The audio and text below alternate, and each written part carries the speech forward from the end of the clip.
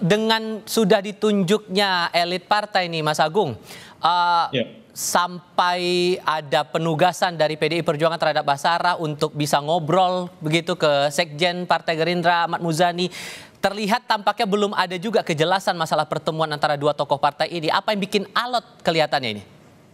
ya, saya mendapati yang membuat semacam alot ada pertemuan hari Minggu di Solo bersama Pak Prabowo, Mas Gibran, dan Pak Jokowi, Mas Tifal. Hmm.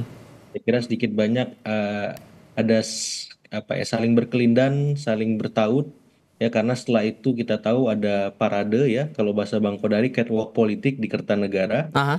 Kemudian ya pembekalan dan seterusnya. Jadi kaitan itu sangat kuat saya kira karena jeda waktunya tidak terlalu jauh ketika memang ada arahan pertemuan Pak Prabowo dengan Ibu Megawati. Jadi pertemuan hari Minggu itu buat saya pribadi ya, saya nggak tahu teman-teman atau elit yang lain media sudah memprediksi pertemuan di Solo dengan Mas Gibran dan Pak Prabowo itu terjadi atau tidak sebelumnya, tapi buat saya pribadi itu agak mengagetkan karena saya pikir pertemuan Pak Prabowo dengan Ibu Mega sebenarnya di Jakarta seperti itu. Jadi sedikit banyak ada side effect dari pertemuan di Solo sehingga membuat pertemuan di Jakarta tertunda hingga hari ini seperti itu. Oke, kalau kemudian begitu, Anda menangkapnya kalau tadi Mas Kodari bilangnya ya ini kemungkinannya ya sudah tidak akan masuk ke dalam. Ini memang sudah jelas sinyalnya bahwa PDI Perjuangan tidak akan bergabung ke pemerintahan baru, Mas Agung.